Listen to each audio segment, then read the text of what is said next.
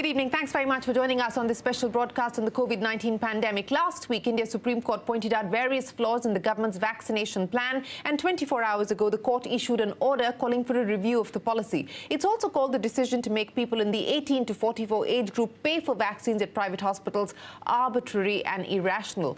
The Apex Court has given the government 2 weeks to submit detailed information on the status of the drive and the plan going forward, including documents and file notings. It's also asked for a detailed breakup in the numbers in terms of the people vaccinated, how many of these people have received one dose, how many have received both doses, and the percentage of vaccinated people in rural and urban India. This comes after various ministers have gone on record saying all adults in India will be vaccinated by the end of the year. The court has also asked the centre to clarify on vaccine procurement, specifically why states are being told to procure doses at a higher price when the centre can buy it at a much lower rate.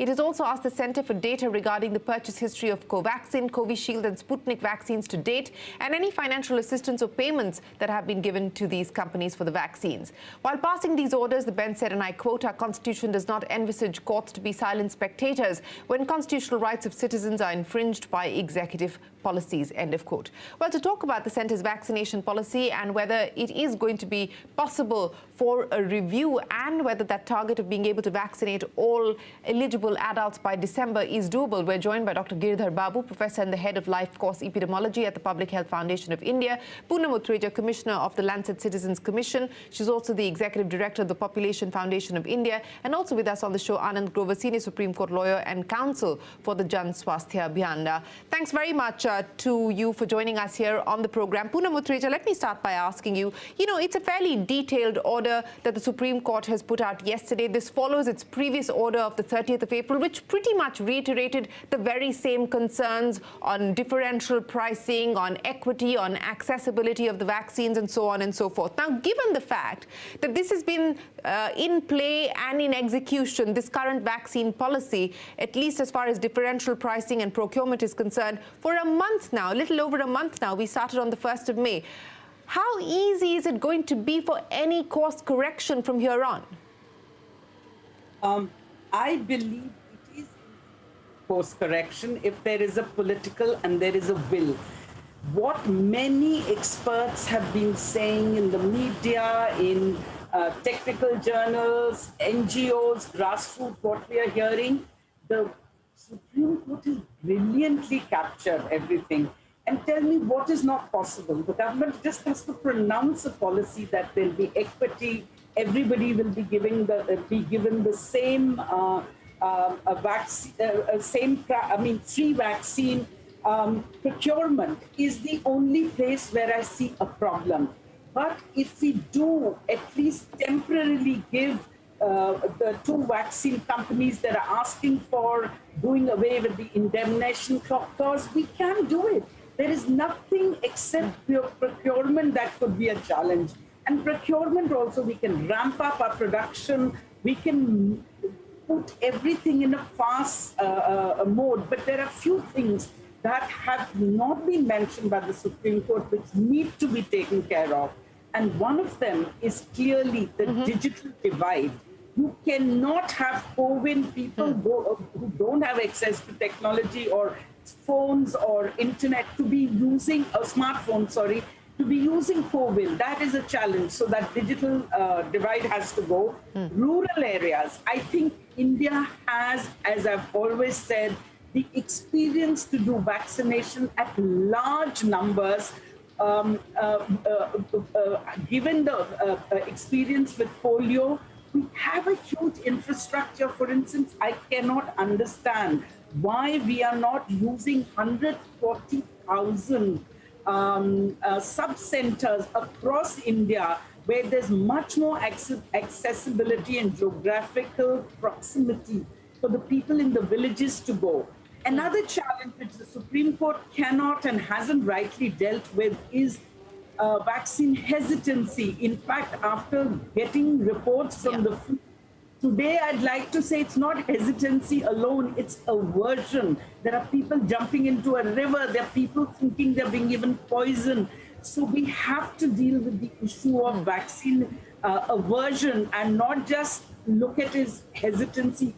That's where our big challenge will be.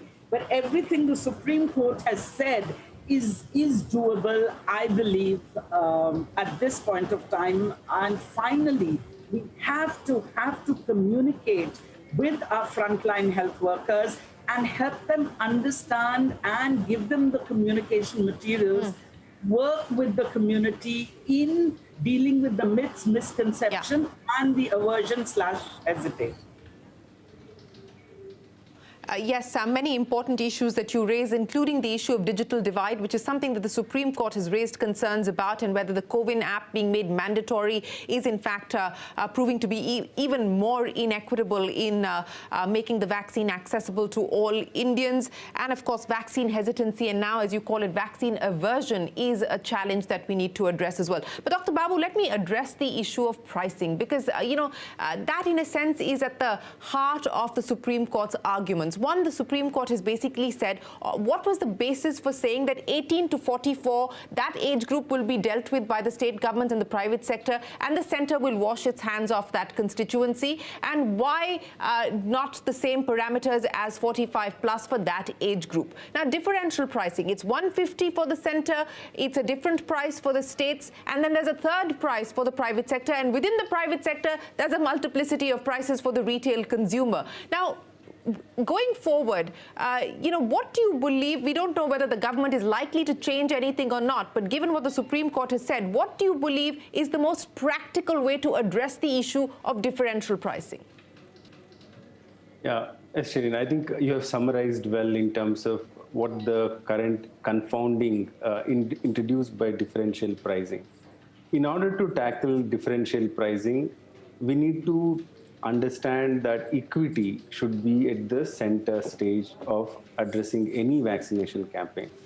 So starting with the CoWIN app, in terms of digital divide, the differential pricing, and the private versus public distribution of vaccination has only worsened the inequities, which are already, in terms of health system access, are very poor.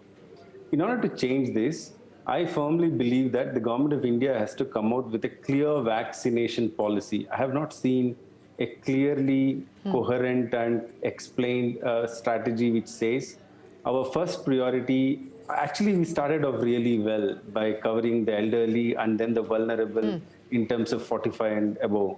So now I think the right strategy should be, how do we cover the entire eligible population? So if 45 and above already being the main priority of the government, then all the others who have comorbidities, will they become the second priority to complete 2 doses by December?